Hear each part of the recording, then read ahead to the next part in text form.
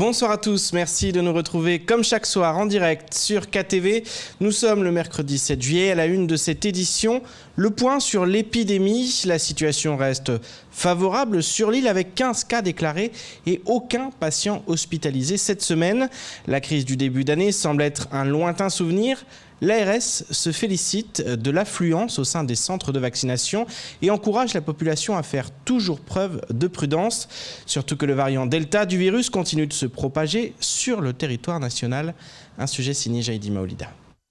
Aucun patient admis ni en réanimation ni en médecine sur cette semaine.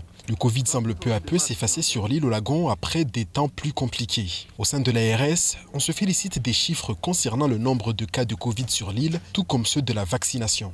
Alors, c'est plus de 33 000 personnes qui ont une vaccination complète à Mayotte et 76 000 injections au total. Actuellement, comme vous avez pu le voir, le nombre de cas est très faible. On a moins de 15 cas par semaine, ce qui est très très encourageant et on espère, avec l'effort collectif, maintenir ce nombre de cas très bas. Aucune explication rationnelle ne peut être donnée par l'Agence régionale de santé concernant ces faibles taux de contamination. Néanmoins, Florine Clavier se veut prudente, surtout que le variant Delta est déjà bien présent sur le territoire national. Évidemment, on est très très attentif avec le variant Delta ou variant indien dont vous avez déjà parlé. C'est vrai que ça nous amène à renforcer les mesures de protection pour tout le territoire et on reste très très vigilants ensemble. Pour le moment, aucun variant Delta détecté sur l'île alors qu'on renforce nos dispositions de surveillance. Malgré ces bonnes nouvelles, l'ARS encourage la population à rester vigilante et de continuer à respecter les gestes barrières. En plus du faible nombre de cas, 76 000 injections du vaccin Pfizer ont été administrées au total sur l'île, dont 27 000 sur le seul mois de juin. De quoi commencer à envisager plus sereinement les vacances d'été pour les habitants de l'île aux parfums.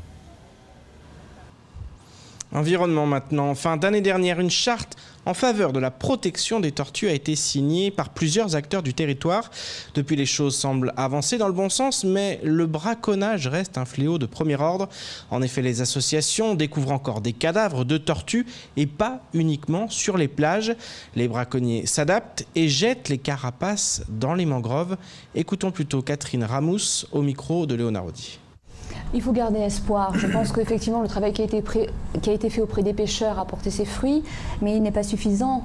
Donc, il faut vraiment sensibiliser les consommateurs que c'est un acte de délinquance de consommer de la tortue, qui est une espèce en danger, une espèce protégée, et l'atteinte aux espèces protégées est passible de sanctions pénales très fortes.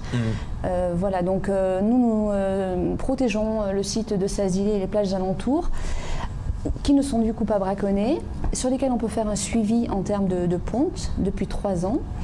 Et nous avons recensé déjà des milliers de pontes chaque année sur ces plages-là.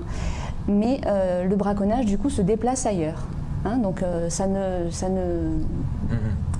réduit pas le braconnage, ça ne fait que le déplacer. Voilà, donc on espère que les forces de l'ordre, que la justice nous suivra dans notre combat. Et il est temps de regarder le reste de l'actualité locale en bref, avec notamment un forum des associations à Kawéni ou encore l'opération Tamboro-Plage. Au montage, Leslie Vimenet. Face à la pandémie, les compagnies aériennes ont été contraintes d'offrir plus de souplesse à leurs clients. C'est le cas de Corsair qui a lancé l'offre Sérénité. Cette dernière permet l'annulation ou le report sans frais de tous les billets achetés jusqu'au 31 décembre 2021. La crise n'étant pas terminée, Corsair a décidé de prolonger son offre à tous les billets achetés jusqu'au 31 mars 2022 inclus. En cas d'annulation, la compagnie procédera à un remboursement. En cas de report, la date du voyage sera modifiée sans frais. Si le tarif du billet est supérieur à la nouvelle date, le client devra payer la différence entre le tarif à la date initialement réservée et la nouvelle date. Si le tarif est inférieur, la différence donnera lieu à un avoir. Pour Julien Oubedine, directeur commercial et marketing de Corsair, la prolongation de l'offre Corsair Sérénité jusqu'au 31 mars répond parfaitement aux nouveaux besoins des clients.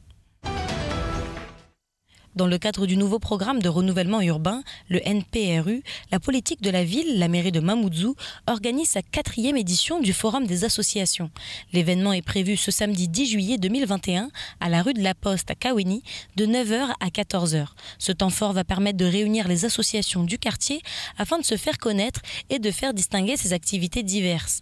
C'est l'occasion pour les associations de prendre la parole autour de la table ronde pour exposer leur expérience à travers la thématique, le développement développement et le management des ressources. Plusieurs associations du village seront au rendez-vous pour présenter leurs activités sur des stands autour des thématiques de la culture, le sport, l'environnement, le social, la jeunesse et l'éducation, l'insertion et l'emploi. L'événement sera animé par diverses activités culturelles, éducatives et sportives, ainsi qu'une table ronde. Du 7 juillet au 22 août, la commune de Mtsamboro organise Mtsamboro Plage. Il s'agit d'une opération expérimentale qui vise à permettre aux habitants de se réapproprier les plages de la commune pour se tourner davantage vers les activités nautiques et l'extraordinaire patrimoine naturel du lagon. L'occasion de développer par la suite l'activité touristique intérieure et extérieure en sécurisant les plages et en sensibilisant le public à la préservation environnementale. De 10h à 18h, du mercredi au dimanche, pendant les vacances scolaires, une brigade de 32 médiateurs sera présente sur le site. Répartis en unités de 4 à 8 agents, ils vont assurer une présence dissuasive, surveiller les abords, sentiers, parkings et sensibiliser le public à la préservation de l'environnement des plages de Jiva, Fumbuni, Tsohoa, de l'îlot Mtsamboro ou encore de la plage du préfet. La gendarmerie nationale de Mtsamboro a été sollicitée pour appuyer cette expérimentation, tandis que des tests sur la qualité des eaux de baignade seront relancés par l'ARS. Culture maintenant, Thomas Bréant et Sourette Ahmed proposent un nouveau spectacle, Banawasi, La Malice, basé sur des marionnettes en français et en shimaoré. Les deux artistes de la compagnie Stratagème adaptent un conte de Salim Atoubou. La première représentation est prévue ce samedi 10 juillet à 16h à la MJC de Kanikeli. S'en suivra une tournée du 12 au 25 juillet dans le cadre du festival Partir en livre. Écoutons les deux acteurs lors de la matinale de Kwesi. Effectivement, avant on était sous l'arbre et qu'effectivement on comptait ça dans le village à la fin de la journée. Nous, quand on a commencé à vouloir étudier les contes et travailler vraiment en profondeur sur les contes, on s'est dit qu'est-ce qu'il y a comme matière ici et qu'on se dit tiens, comment on l'exploite et à partir de là, comment on la réinterprète de manière différente. Et comme on sort tous les deux du conservatoire de théâtre d'Avignon avec Soumette, parce qu'on a fait nos écoles et nos classes là-bas, on avait découvert le formateur de la marionnette qui est Jean-Claude Leportier et Catherine Crémer qui sont les créateurs des marionnettes, qui sont des marionnettistes. Et on s'est dit tiens, mais est-ce qu'on pourrait pas ramener le conte d'une manière différente et comment on ramène la manière contemporaine et comment d'un coup on réactualise la chose pour que d'un coup les enfants et les jeunes se le réaccaparent d'une manière différente.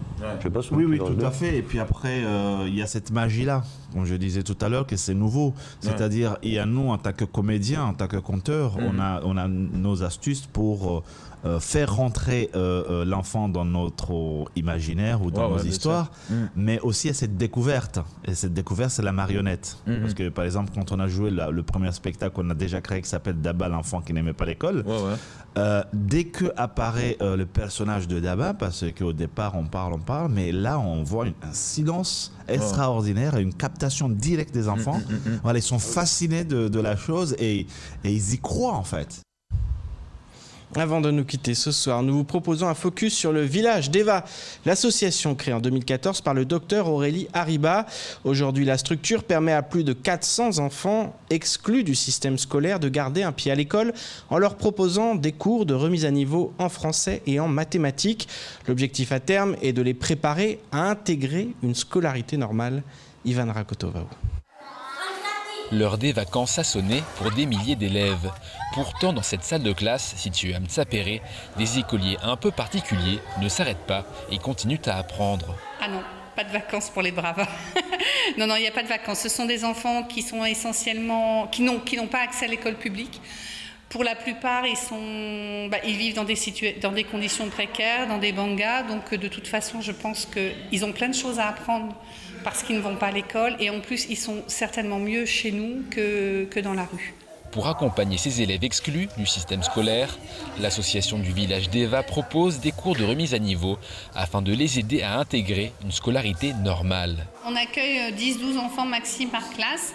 Ce sont les bénévoles qui assurent des cours en maths, français et on va dire instruction civique, en fait en savoir-être. Voilà, on aime aussi les éduquer au niveau du savoir-être, c'est-à-dire qu'ils développent des comportements empathiques, de solidarité, d'entraide, de travail en commun. Enfin voilà, ça nous semble important de former les citoyens de demain. Fondé en 2014, le village d'Eva a été pensé par Aurélie Hariba Alors médecin urgentiste au CHM, elle a décidé de s'engager pour la jeunesse à Mayotte, après avoir été choquée par le nombre important d'enfants fouillant dans les poubelles pour survivre. Elle a commencé par rassembler des bonnes volontés. Ils ont commencé par donner des cours de français, de maths sous un arbre dans la rue. Et puis progressivement, forcément, les activités se sont diversifiées. Elle a cherché des moyens pour installer ces activités dans de meilleures conditions. Et aujourd'hui, le village a bien grandi, avec plus de 400 enfants accompagnés, âgés de 3 à 16 ans, y accueillis dans 3 établissements différents, à Mtsapéré, Combani et Pamandzi. Et c'est ainsi que s'achève cette édition. Merci de nous rester fidèles sur KTV. Je vous donne rendez-vous demain dès 19h pour tout connaître de l'actualité locale. Excellente soirée sur Kwesi.